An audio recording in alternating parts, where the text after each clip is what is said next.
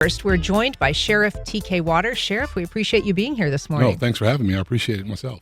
We're also taking your calls and questions. You can join the conversation at 904-549-2937. You can email firstcoastconnect@wjct.org, or you can reach out on social media. So tell me, Sheriff, if you would, just kind of your first visceral reaction when you saw this video. Well, naturally, when you see something, you say, okay, well, let me find out what went on.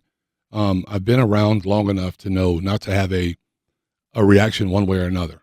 When you see something, I think the most important thing for me to do is get to the bottom of what happened and why it happened. Mm-hmm.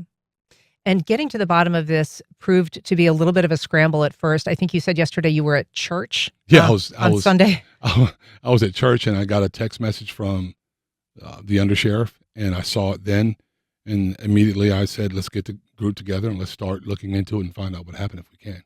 And as quickly as possible. Sure. And so one of the questions that a lot of people have been asking, in fact, I got an email this morning before we even went on air from someone saying, why didn't the sheriff begin this investigation back when this happened in February? And you did offer an explanation of that last night, but I think it's worth repeating.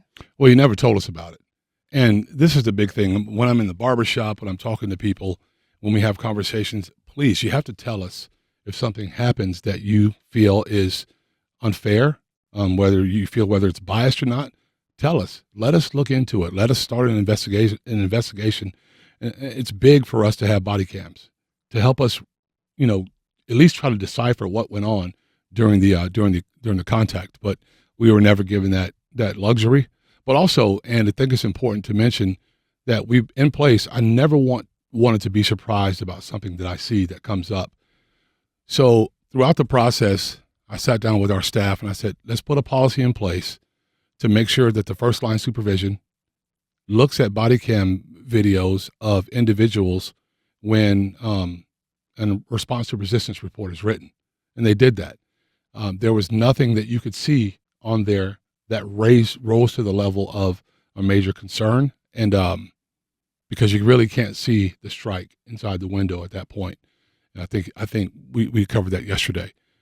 So that's why it didn't come to our attention any sooner. And then, of course, there was no complaint. I really wish he would have filed one so that we could have looked at it then, because I think it does a disservice to what I believe is the integrity of the agency and how I like to operate openly and honestly as possible when it comes to all this information, what I can give you and what I can't give you. I like to be able to do that as quickly as possible. And unfortunately, this time I couldn't. So I think it would make sense at this point, especially for people who are watching our live stream. I want to take a look at a couple of angles of this incident. The first one being the initial stop by the officer. This is the police body-worn camera version. Is there a reason why you're popping the door open like that? I don't have a window that works. Is there a reason that you're pulling me over? Yeah, absolutely there's a reason why I'm pulling you over. For one thing, inclement weather, you don't have your lights on. Two things, you're not wearing your seatbelt. It's daylight. I don't need the lights. And it's not weather. It's not raining. Oh, this is inclement? It's not raining. Okay, I'm not arguing with you. I'm telling you why I'm pulling you over. Give me your driver's license, registration, proof of insurance. No, call your supervisor. Why? Excuse me? Call your supervisor. Why did you pull me over? 27, 35. I'm properly driver. I've already told you. Why did you pull me over? Step out of the vehicle. No. Step out of the vehicle.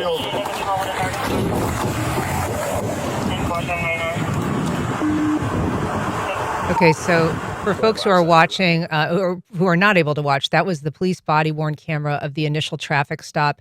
And it shows William McNeil, who is the driver, basically refusing to comply with an officer's request and pulling his door shut and locking it. So there was a kind of an exchange that went on for some period back and forth. But the next video we're going to watch is of the inside of the vehicle. This was taken by the motorist himself on a dash cam or cell phone camera propped up. And we're going to take a look at what happened when the officer eventually responded and broke the window. When he pulled me over, he walked up, opened my door because my window don't work, right? Okay. And then I said, so what I did wrong? Yeah. He said, well, for one, your headlights are off under this weather. I'm like, okay. There's multiple people headlights off, first of all. And then there's no rain. It doesn't matter. You're still required to have headlights on. Can you pull that law up? Huh? Can you pull that law up? Yeah, when you step out of the car, I will. Can you call your supervisor? Huh? Can you call your supervisor? All right, go for it. vehicle now. Exit the vehicle. Show me your hands. Here.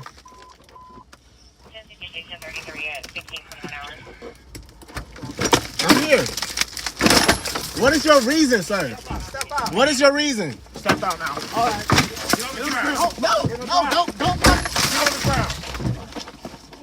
All right, so that's the takedown, and we know that he reported an injury to his mouth. He said that his tooth was chipped and that his tooth kind of went through his lip, and so he was treated for that. This second angle shows, I think, what people have found, objectionable is the strike that the officer does of his face. He punches through the glass. He breaks through the glass, and then he kind of punches through and hits Mr. McNeil in the face. I think the question that I have about that is the fact that strike isn't mentioned in the police report. It isn't mentioned in the response to resistance report, and it isn't mentioned in any of the supplementals or the supplemental that was released to that report. And so can you explain why that would be, that initial strike would not be reported? So what I'll tell you this, and when we talk about this case like yesterday, there's a criminal aspect of the case, and that's where we start. Whether it's an officer-involved shooting, a use of force case, we start at the very top. We look for criminal violations of Florida law. And then we go to the administrative process. So he's going to have to answer those questions through the administrative process, which is difficult for me to talk about because I can't discuss, and I know people get frustrated with me about this, but I can't discuss an administrative investigation because of the rules that are in place in Florida statutes. Officers have a bill of rights. Yesterday, for example, to release that body cam, we had to get consent from him to be able to do that because he is the subject of an investigation at that point. So it's difficult to tell you. So those are answers that we're going to be looking for in the administrative process. And you said yesterday the state attorney's office looked at and criminally cleared him of his actions. Yeah, they saw no violations of Florida law. Okay, and so now it's a policy violation. I guess my question to you is let's speak hypothetically. If you strike a suspect or you strike someone in an incident as an officer and you don't put it in a report, is that a violation of policy? Could very well be, yeah. Uh-huh. And what would be the penalties for omitting a fact like that? It could range from a written reprimand, maybe a suspension. It just depends. But it's hard for me to say what it is until the investigative process, internal affairs gets finished with their investigation and they come to me with a conclusion. And I have the right to not like their conclusion. I don't have to necessarily accept it. But I think the best way for us to do this is to let the investigative part play out. And listen, I think I've shown many times over, and anyone that's completely honest will see that we don't have a problem arresting a police officer that violates the law. None whatsoever. And in this case, to satisfy some of the masses on social media, the easy thing would have been saying, yeah, we're just going to arrest him. That's not how we operate. I sat down with my team yesterday. I said, we're not here to clear him. We're not here to clear him. We're not here to convict him. We're here to get the facts, run through the facts, let our state attorney and her employees take a look at it and make a determination from that point. Do you believe that the reason that the initial strike that we see on the dash cam video was not in the reports was because it isn't visible on the police body cam version? I don't think so, but I'm not sure. I think we're going to get that answer. In an administrative investigation, an officer cannot lie. So I think that part of that process will come out and we'll find out. All right. We are talking to Sheriff TK Waters about a viral video of an aggressive arrest by JSO officers, and you can join our conversation at 904-549-2937. You can also email firstcoastconnect@wjct.org, or you can reach out on social media. I'm going to take a call from Representative Angie Nixon. Good morning, Representative Nixon. Thanks for joining the program. Hey, Ann. Good morning. Good morning, Sheriff. Good morning.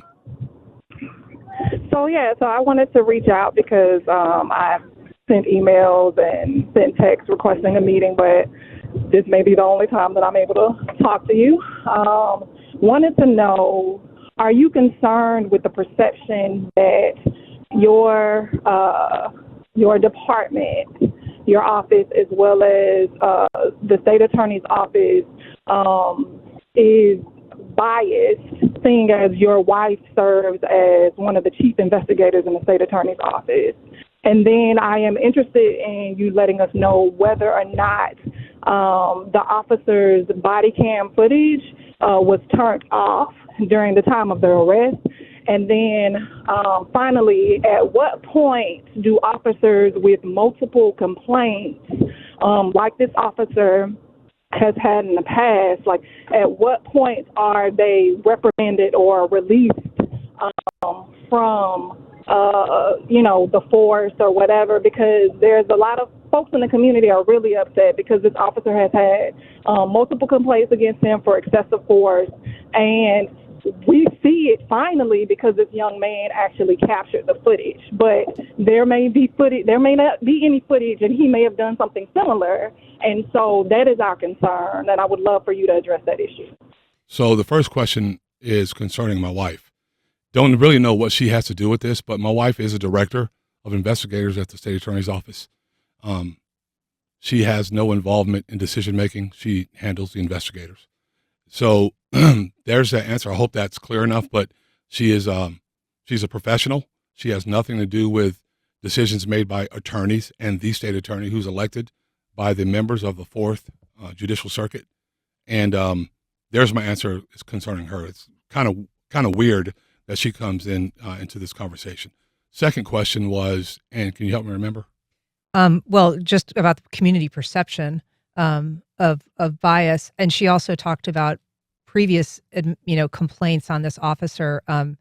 I should say, as she said, that there had been some complaints about excessive force, and I am looking at his investigative history. I see that there were some sustained complaints for unbecoming conduct and failure to conform to work standards. I don't know if those initially began as a use of force or complaint from a citizen. I mean, not typically. It could be. I haven't looked at the specific details of his concise, but I'll answer like this. Perception is, I realize, it's 100% reality to a lot of people.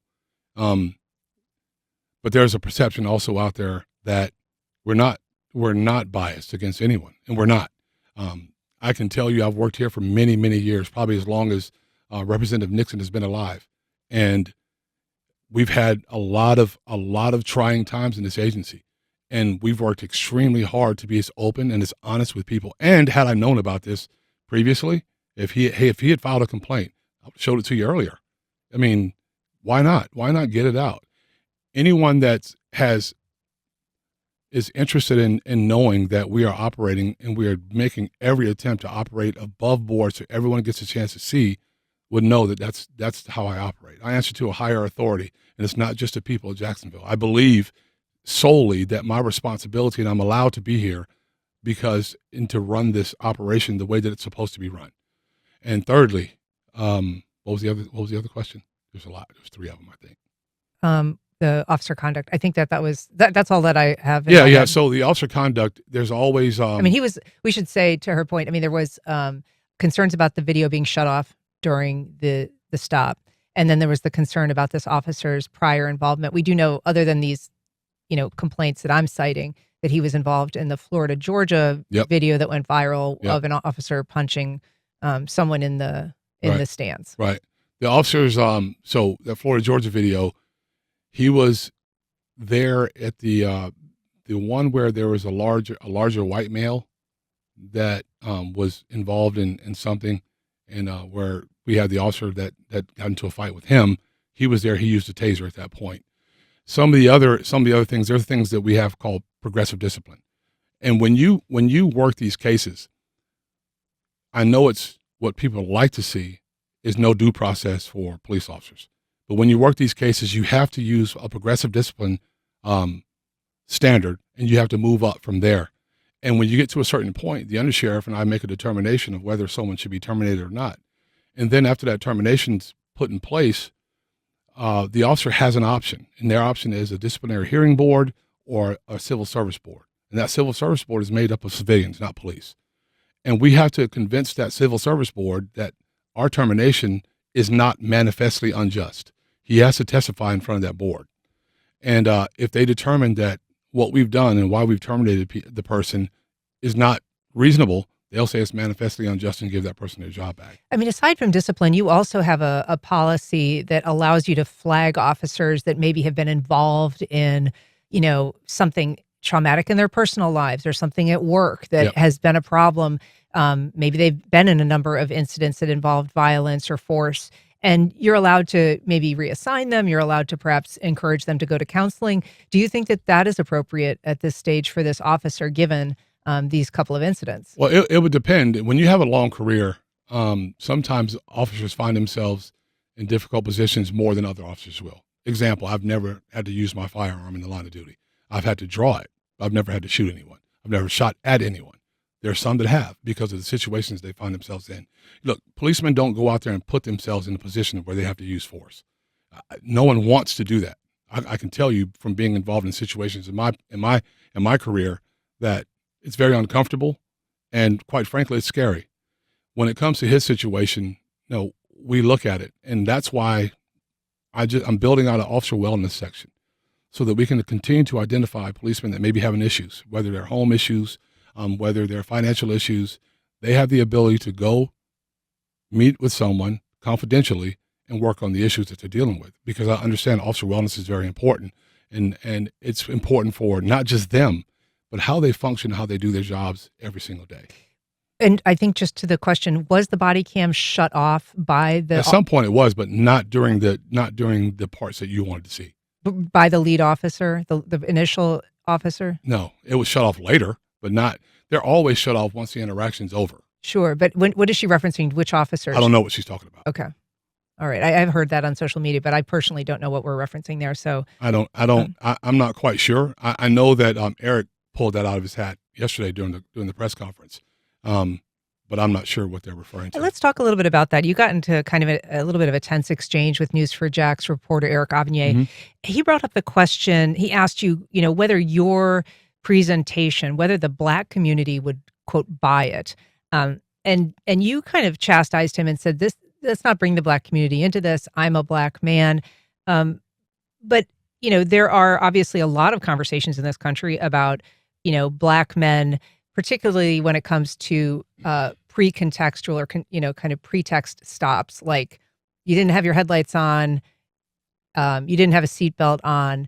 There has been observations that this stop happened in what appeared to be clear conditions. It wasn't raining. It wasn't smoky. His car was soaking wet.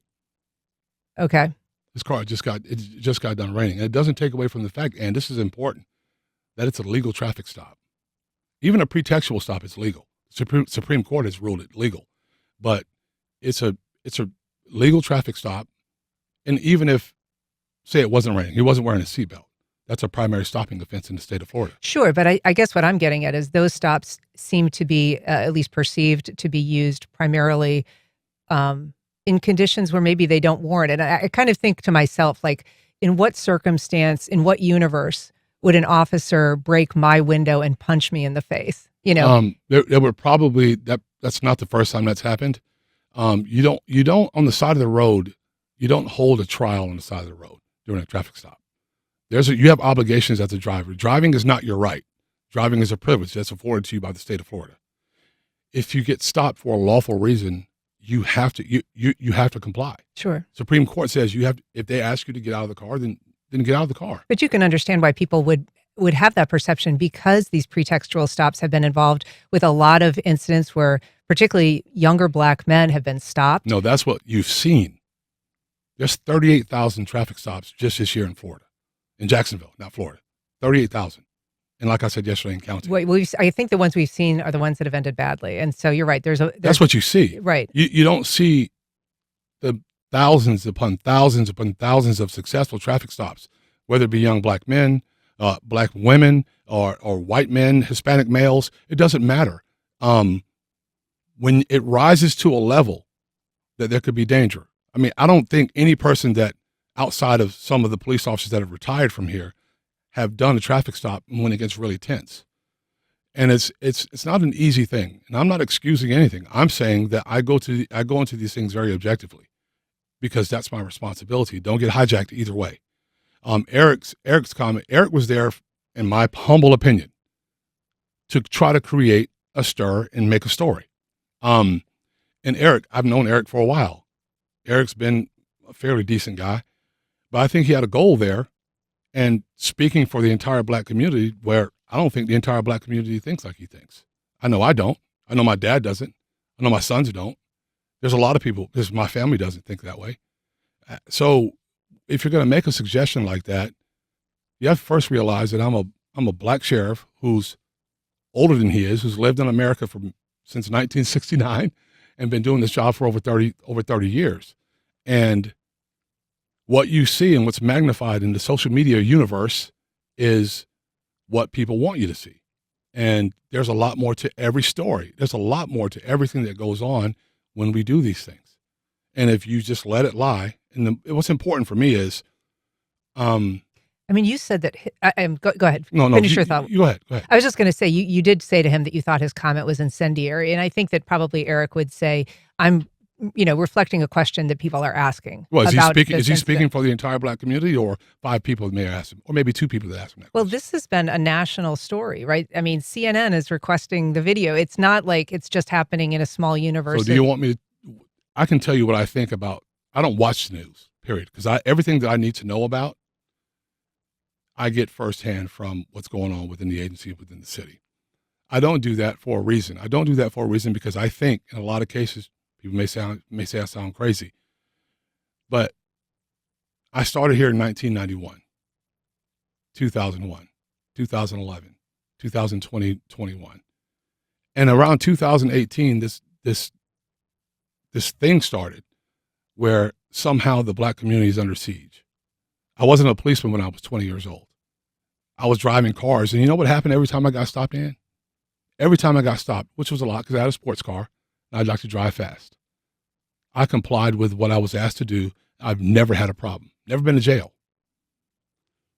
As simple as do not empower people to ignore law enforcement, and we don't have these things that rise to this level. That's why you don't see this happen very often in Jacksonville.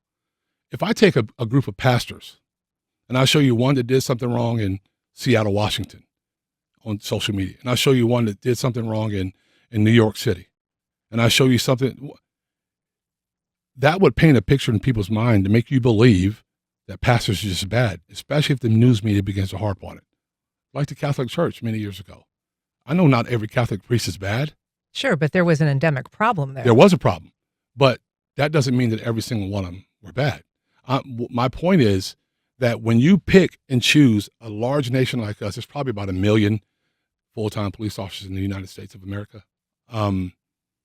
This doesn't happen very often. These things don't happen very often.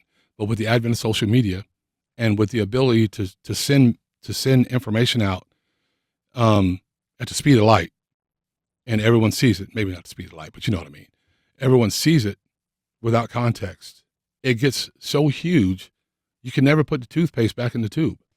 And when you say it's never happened here before, I mean, obviously a couple names have surfaced when people are talking about this, chiefly Lakean Woods, who had that kind of notorious mugshot where he was so injured, and Jamie Johnson, who was a young man who was... Okay, can we stop there? Can I address those? Sure.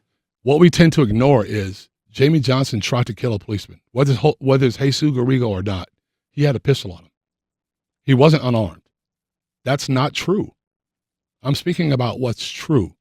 And again, when I tell you this, I don't speak about things that I'm not sure about. When you say it's not true, you mean the narrative that perhaps... Yeah.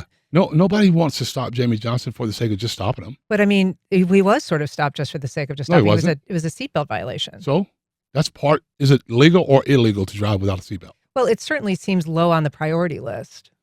There is traffic enforcement is there as part of our responsibility, right? And when you stop a guy with a Glock handgun with a large magazine in it and 200 grams of weed in the trunk, and when you go to take him back to the car peacefully, and he snatches away from you and drags you along in the car and attempts to go for that gun, you don't allow him, and then it ends up in a deadly use of deadly force situation, and then it goes out, and then you hear all these stories that are not based in any fact. Lakean Woods, the reason both of his eyes were swollen, he got tased and fell directly on his face. And I said when I came out and discussed Lakean Woods that Strikes were used. Absolutely they were.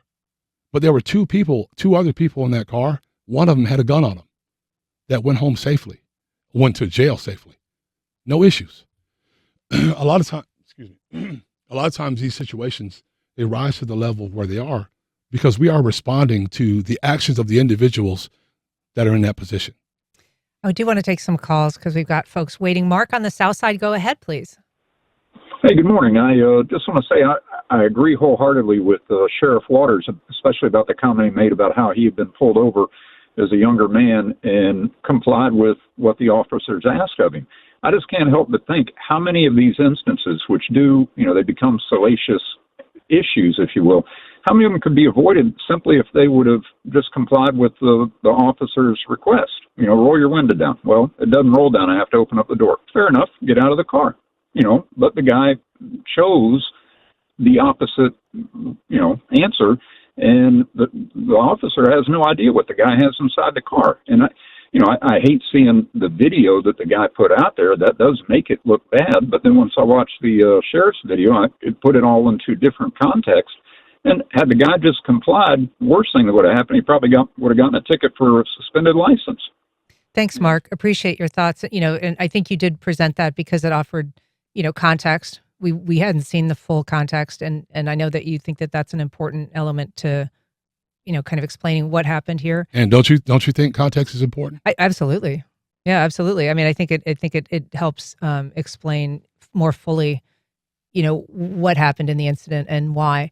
I do have another question though, and my colleague Jake Stofan got at this a little bit yesterday from Action News, asked a question because we talked about, the fact that the reports didn't mention the initial strike through the window that the officer made on Mr. McNeil's face.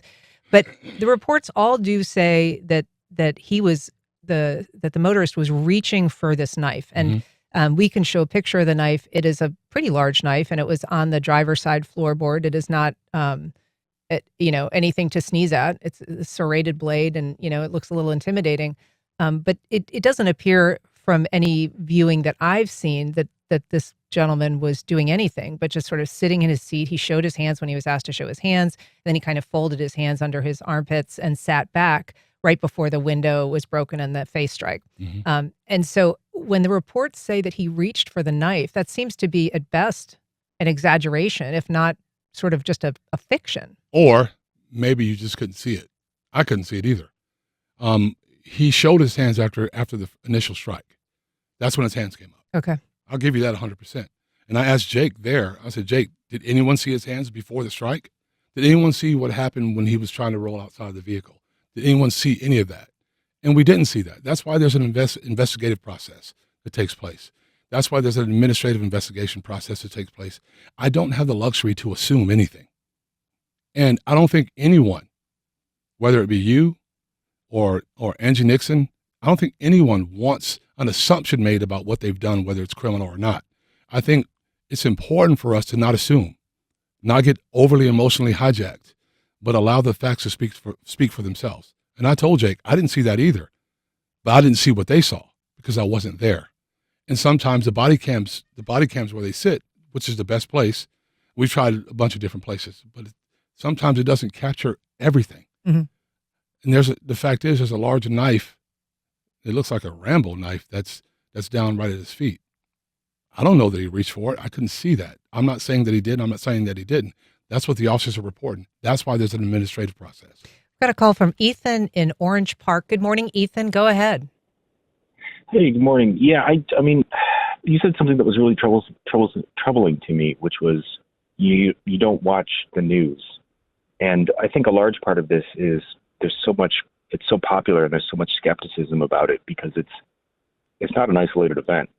You look around and there's, not just black men or women, but just people that are being abused by police officers that they may or may not be doing the right thing. In certain cases, they're certainly not.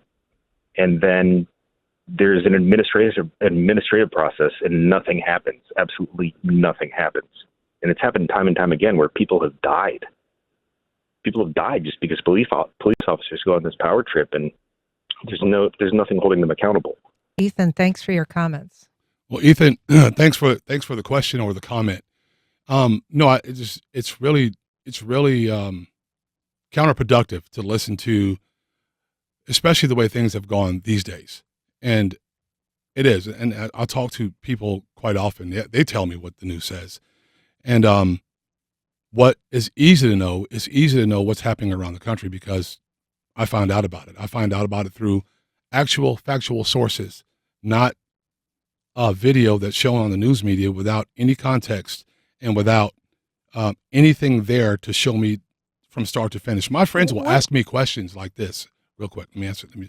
Well, what do you think? It's hard for me to comment because I don't know the entire story. What are your sources? And are you concerned at all that perhaps your universe of sources is limited in terms of the perspective that you get, or whether, I mean, you're the sheriff, you might be having, there could be some yes men, or, who knows, right? Are you getting the full story? I can tell you this for sure.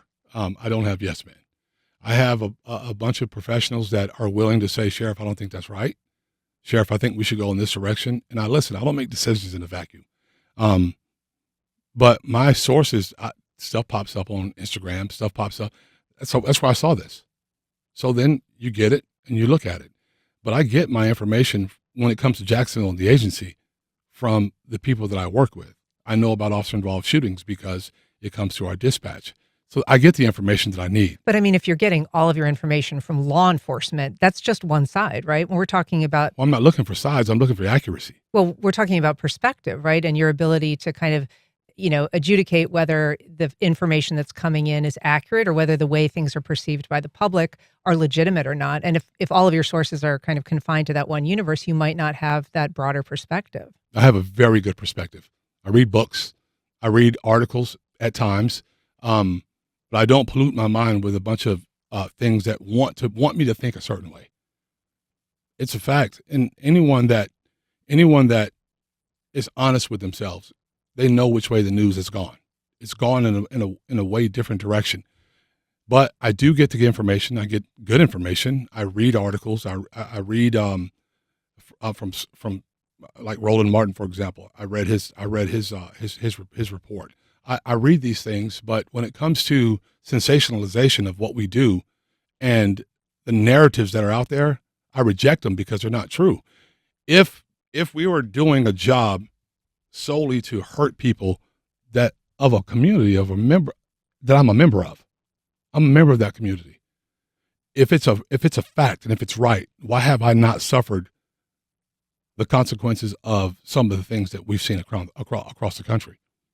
Well, perhaps they're not happening to every single person. Well, perhaps they're not happening as much as people say they are. But I mean, that doesn't necessarily mean that there aren't systemic issues, right? Just because they don't happen to everybody. That doesn't mean there's a systemic issue. That means there's issues out there.